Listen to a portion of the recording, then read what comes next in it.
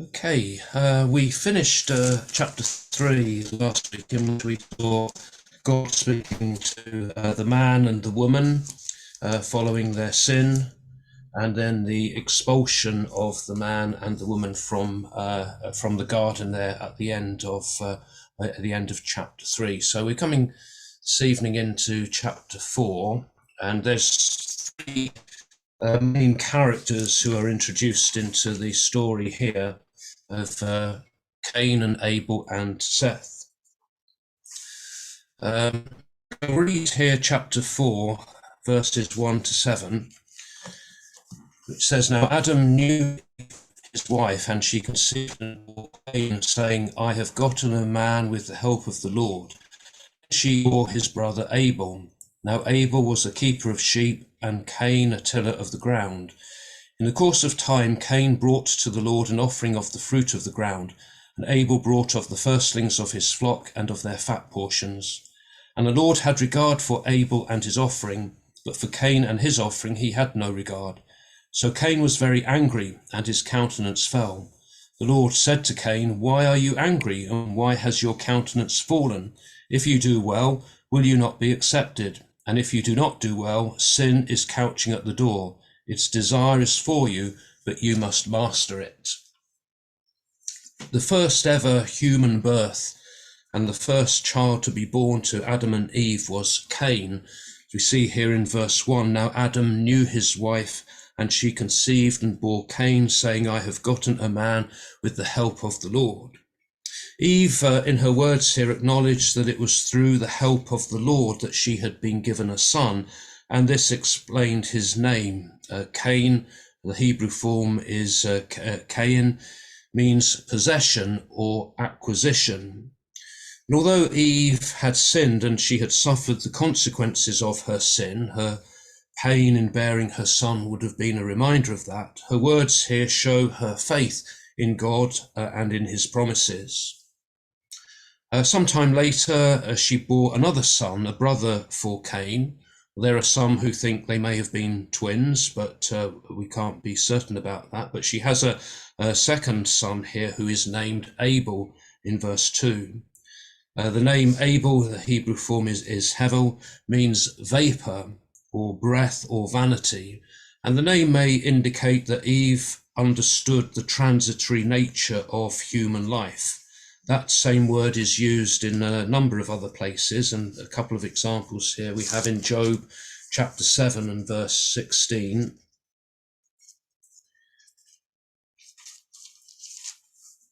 Job chapter 7 verse 16, Job says, "I loathe my life.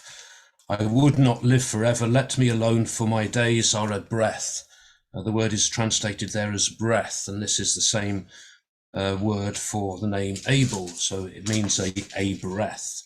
And also in Psalm 144 verse 4, Psalm 144 verse 4, psalmist says, "Man is like a breath, his days are like a passing shadow." So breath again used there in that verse, and the word indicates the transitory nature of life, that life is just like this passing breath. And that's the meaning of the name Abel that Eve gave to her second child there. The word is also often used in the book of Ecclesiastes, where it's translated as vanity.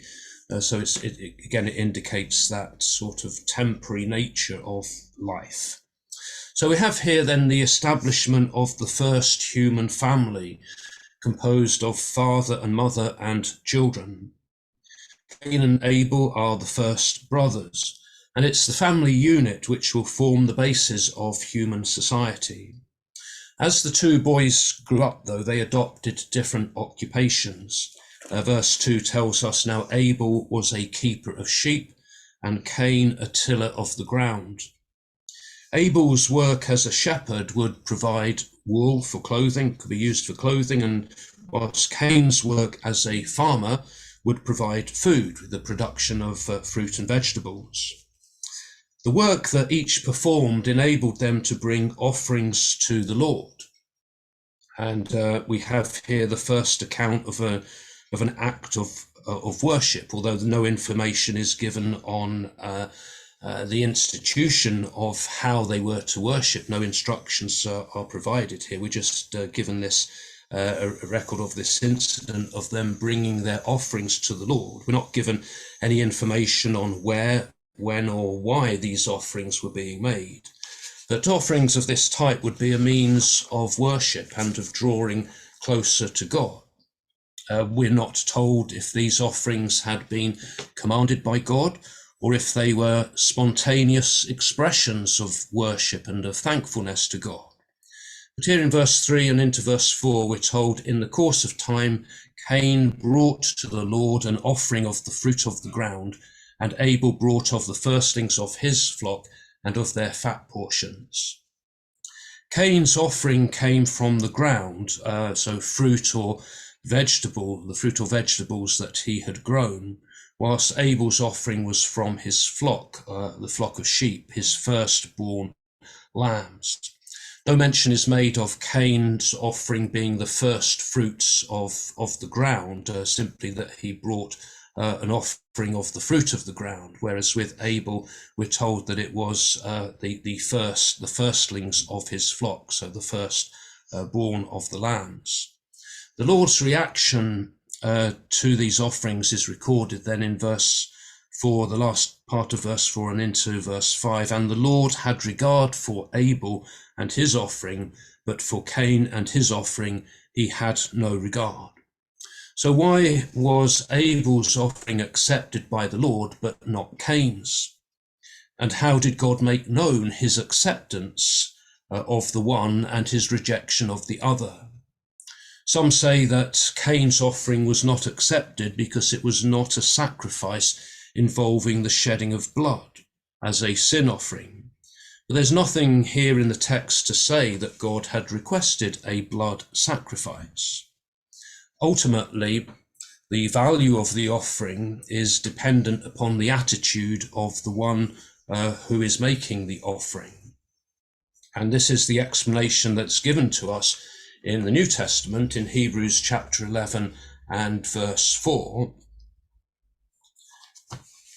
In this chapter of all of these great characters of faith, Hebrews chapter 11 and verse 4 says, by faith Abel offered to God a more acceptable sacrifice than Cain, through which he received approval as righteous, God bearing witness by accepting his gifts. He died, but through his faith he is still speaking.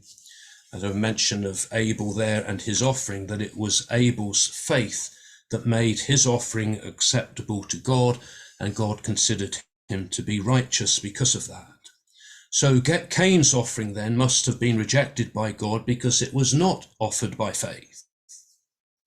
Cain's reaction to God's rejection of his offering shows something of his character. The last part of verse 5 we're told, so Cain was very angry and his countenance fell. The rejection of his offering then led to an attitude of resentment and anger, which is reflected in the downcast look on his face.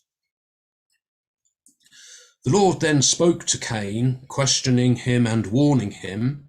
The Lord wants Cain to explain his anger. So in verse 6 and 7 we have, the Lord said to Cain, why are you angry, and why has your countenance fallen? If you do well, will you not be accepted? And if you do not do well, sin is couching at the door. Its desire is for you, but you must master it. Cain would have no reason to react with anger if he had been doing well, because his offering would have been accepted. And even now, if he does well, his countenance will be lifted up. So his angry attitude here places him in danger of sin. This is the first time that the word sin is used in the Bible, and it's the Hebrew word chatat. There's several different words that are used for sin, but this is the first one that we have here. So God is warning Cain that if he sins, there will be disastrous consequences. He says that sin is nearby, crouching like a wild animal ready to pounce upon him. And so he must take measures to master it and control these dangerous impulses. So the Lord's words to Cain here show his patience with him and his grace, that the Lord is giving Cain the opportunity to put things right. So even though his offering to the Lord was rejected, not unacceptable to the Lord, there's still the possibility, the opportunity for Cain to do the right thing. If we move on now to read verses 8 to 16, we see what happens next in the story. Cain said to Abel his brother, "Let us go out to the field." And when they were in the field, Cain rose up against his brother Abel and killed him. Then the Lord said to Cain, "Where is Abel your brother?" He said, "I do not know. Am I my brother's keeper?" And the Lord said, "What have you done? The voice of your brother's blood is crying to me from the ground. And now you are cursed from the ground, which has opened its mouth to receive your brother's blood from your hand. When you till the ground, it shall no longer yield to you its strength. You shall be a fugitive and a wanderer on the earth." Cain said to the Lord, "My punishment is greater than I can bear. Behold, thou hast driven me this day away from the ground. From thy face I shall be hidden, and I shall be a fugitive and a wanderer on the earth, and whoever finds me will slay me." Then the Lord said to him, "Not so. If anyone slays Cain, vengeance shall be taken on him sevenfold." And the Lord put a mark on Cain, lest any who came upon him should kill him. Then Cain went away from the presence of the Lord and dwelt in the land of Nod, east of Eden. The Lord's warning to Cain then, that sin was crouching at the door, was not heeded, and Cain did not master it. Verse 8 briefly records the first murder and the first human death. Cain said to Abel his brother, "Let us go out to the field." And when they were in the field, Cain rose up against his brother Abel and killed him. The anger that Cain had felt when his offering had been rejected by the Lord is vented now in the murder of Abel. And under the pretense of meeting together in a field, Cain used the opportunity to attack and to murder his brother. Perhaps Cain thought that they would be out of sight in the field, that nobody else would be around. We're not given any details here of exactly what happened when the brothers met, whether they had some sort of conversation or argument together, or even how Cain actually killed Abel. We do have a reference to Cain's killing of his brother by John in his first letter in 1 John chapter 3, verses 11 and 12. Where John says, "For this is the message which you have heard from the beginning, that we should love one another, and not be like Cain, who was of the evil one and murdered his brother." And why did he murder him? Because his own deeds were evil and his brother's righteous. So John is using Cain's murder of his brother there as a negative example, that we are to love one another and not to be like Cain, who murdered his brother.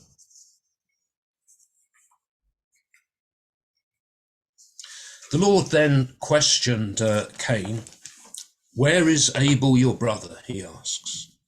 And as when God questioned Adam and Eve about what they had done when they had sinned, so in this case God asks the question, not because he doesn't know what's happened, but to give Cain the opportunity to confess and to repent.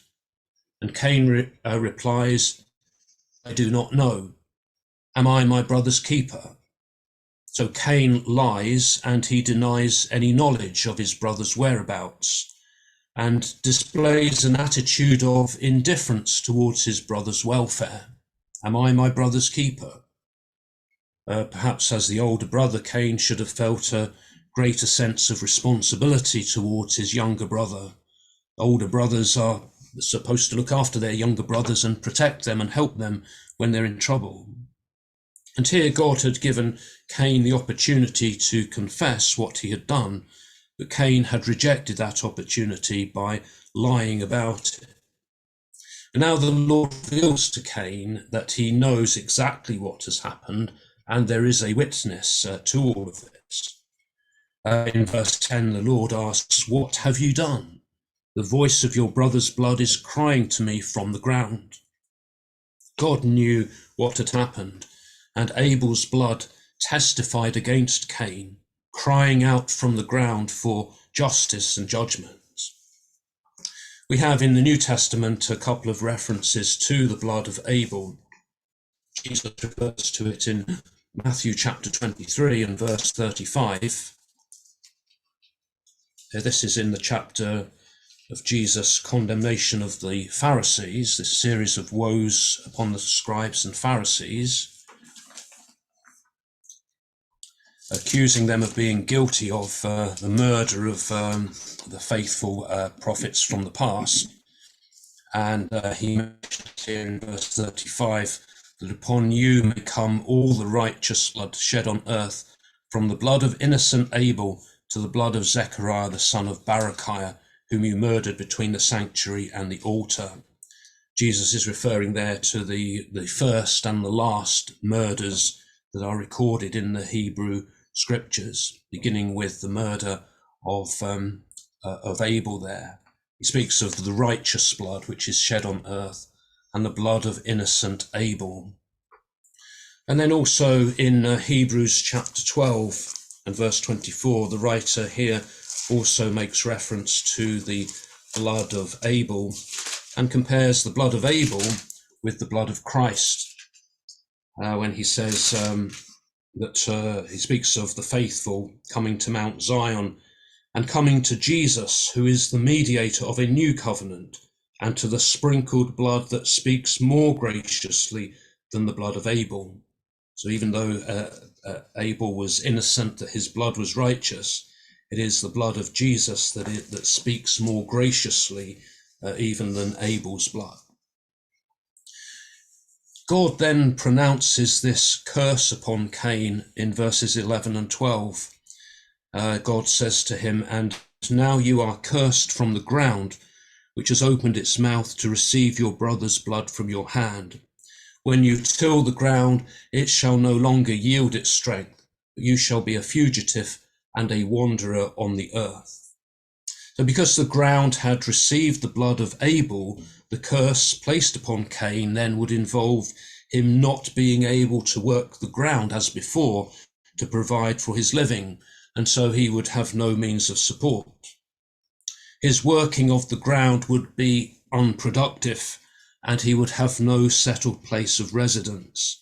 He would now have to become a fugitive and a wanderer on earth.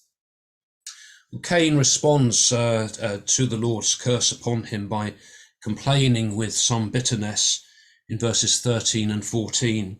He says, "My punishment is greater than I can bear. Behold, thou hast driven me this day away from the ground, and from thy face I shall be hidden, and I shall be a fugitive and a wanderer on the earth, and whoever finds me will slay me." Cain's reaction here lacks any remorse or sorrow over what he has done. It's just fear for his own life and the regret that this punishment has been imposed upon him.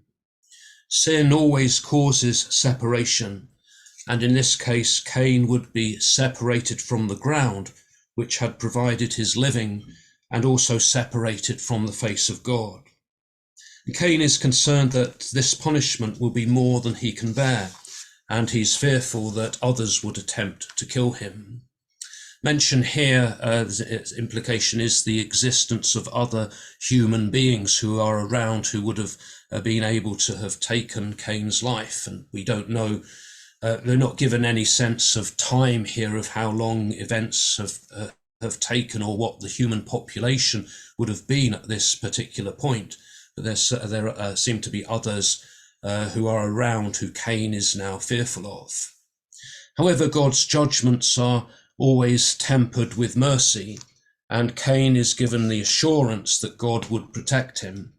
In verses 15 and 16, we read, "Then the Lord said to him, Not so. If anyone slays Cain, vengeance shall be taken upon him sevenfold.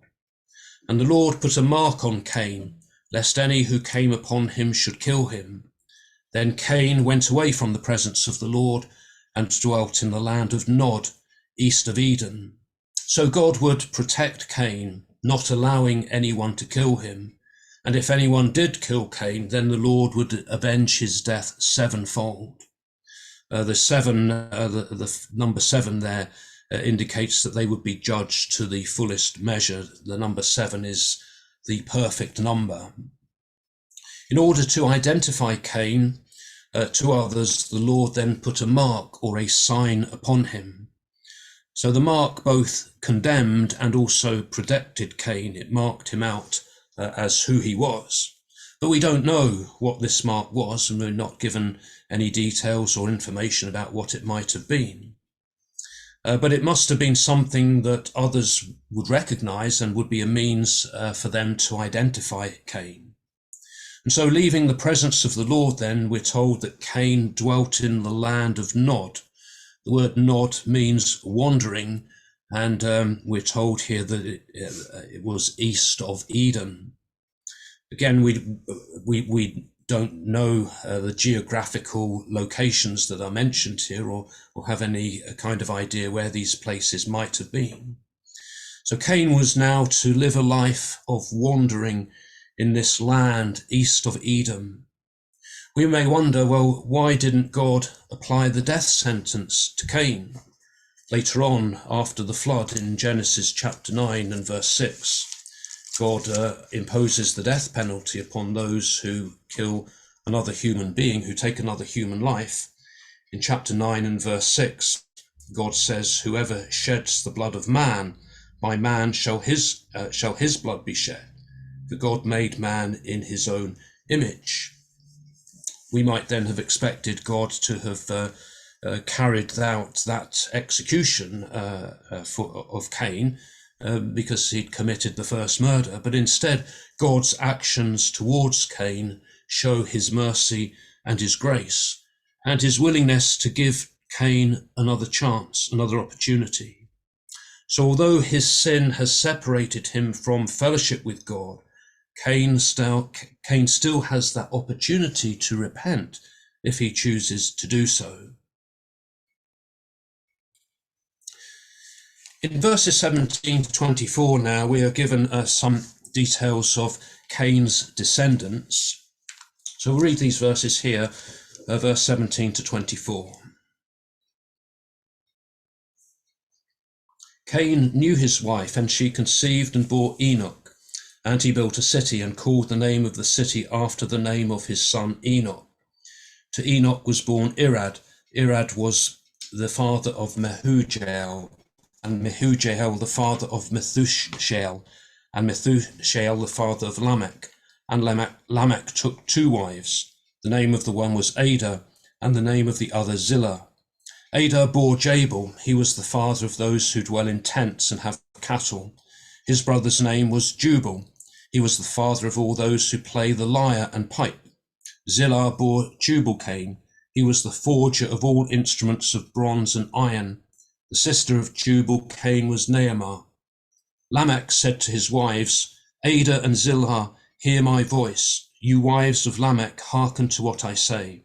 I have slain a man for wounding me, a young man for striking me. If Cain is avenged sevenfold, truly Lamech 77-fold. So we're given this summary here of Cain's descendants, giving us a brief picture of human life at this time. Verse 17 mentions Cain's wife and the birth of his son Enoch. A question is often asked, well, who was Cain's wife? Well, Cain's wife, we must assume, would have been one of his sisters. Chapter 5, verse 4 tells us that Adam and Eve had other sons and daughters, and their names are not given. Again, we don't know how extensive the human population was at this time. And initially, all marriages must have been brother-sister marriages, or marriages between close relatives. And even in the time of Abraham, Abraham was married to his half-sister Sarah. Later, under the law of Moses, such close marriages would be prohibited. In Egypt, brother and sister marriages were common were practiced within the royal family in order to preserve the royal bloodline. But after the birth of Enoch, then Cain built a city which he named after his son. This then is the first record of a city to be built. We perhaps shouldn't think of it in terms of a city as we might today, or even one as extensive as Jericho or Jerusalem in ancient times, but perhaps more of a sort of permanent settlement is perhaps the idea here.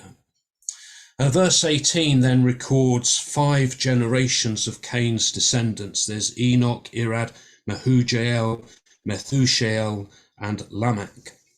And verse 19 now records for us the first case of bigamy, that Lamech took 2 wives named Adah and Zillah. And this was, of course, a departure from God's original plan for marriage of 1 man for 1 woman. Verse 20 and 21 mentions Adah's sons, Jabal and Jubal. Jabal adopted a nomadic lifestyle. We're told that he was the father of those who dwell in tents and have cattle, whilst Jubal was the father of all who play the lyre and pipe. The lyre being a stringed instrument, the pipe being a wind instrument. And in verse 22, Lamech's other wife, Zillah, we're told, bore Tubal-Cain, who was the forger of all instruments of bronze and iron. So he was working with those metals, bronze and iron.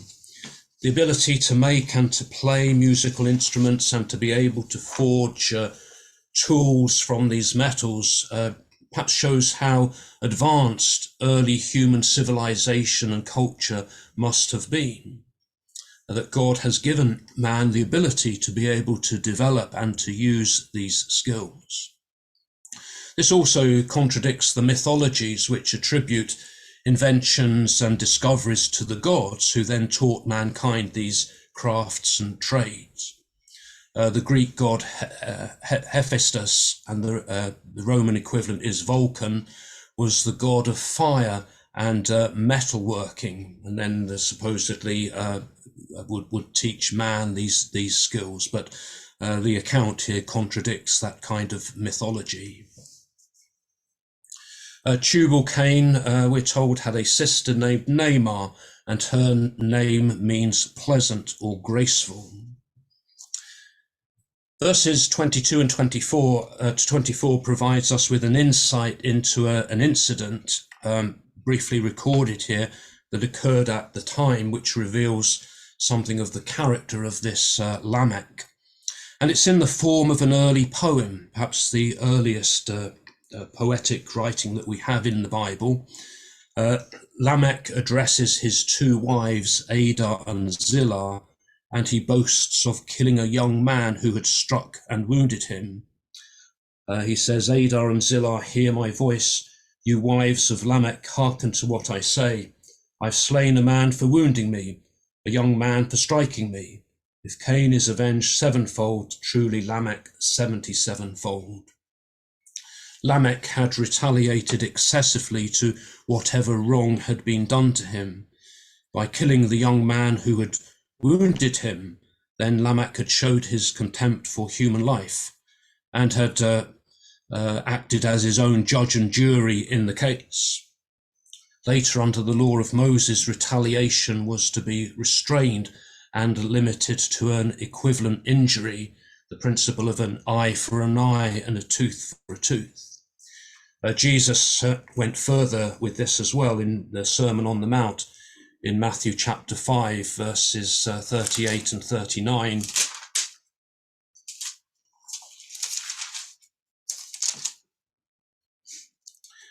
Jesus said, you have heard that it was said, an eye for an eye and a tooth for a tooth. But I say to you, do not resist one who is evil. But if anyone strikes you on the right cheek, turn to him the other also. So Lamech here seeks to exceed what God had promised to do for Cain if anyone should kill Cain. If anyone killed Cain, God would avenge his death 7-fold. But Lamech boasts that if anyone hurts him, then he will be avenged 77-fold to the utmost possible extent. From what is said here of Canaan's descendants, it would seem that they were living without much regard for God. This is the line of perhaps of godlessness or irreligion amongst Cain's descendants. But we come then to the final two verses of the chapter 4, verses 25 and 26, which says, "And Adam knew his wife again, and she bore a son, and called his name Seth. For she said, God has appointed for me another child instead of Abel, for Cain slew him. To Seth also a son was born, and he called his name Enosh. At that time, men began to call upon the name of the Lord." So the story returns now to Adam and Eve for the birth of their third son, or the third who's named anyway, Seth. The name Seth means appointed or substitute or compensation. And so at the birth of Seth, Eve said, God has appointed for me another child instead of Abel, for Cain slew him. Eve saw Seth then as God's replacement or substitute for the murdered Abel. And Eve acknowledges the grace of God in granting her another son. Later, Seth had his own son, who's named Enosh. Enosh is another Hebrew term for man. It means man, and again perhaps indicates the frailty and the mortality of human life. And it was at this time, we're told, that men began to call upon the name of the Lord. So prayer and worship perhaps became the common means for people to call upon the name of the Lord. That phrase, to call upon the name of the Lord, is one that's found a number of times. In Genesis chapter 12 and verse 8, it's said here of Abraham, or Abram as he's known at this point. Chapter 12 verse 8 speaks of him. Thence he removed to the mountain on the east of Bethel and pitched his tent on the west and Ai on the east, and there he built an altar to the Lord and called on the name of the Lord. Several other references to Abraham building an altar, and when he builds an altar, it's said that he calls upon the name of the Lord. The call upon the name of the Lord indicates that these people had faith and trust in the Lord at this time. And it would seem from the context here that those people who are calling on the name of the Lord were descendants of Seth, from the line of Seth. So there's a contrast here between the line of Cain and the line of Seth. Cain's line were those who were godless. Cain is mentioned in the New Testament letter of Jude in verse 11, where Jude uses Cain as an example. Jude verse 11, he's talking here about false teachers and says, "Woe to them, for they walk in the way of Cain." Speaks of those who follow in the way of Cain, follow that example of ungodliness that Cain had set. In contrast, Seth's line called upon the Lord, and it's from the line of Seth that Jesus would come. We see in the genealogy that Luke records in Luke chapter 3 and verse 38.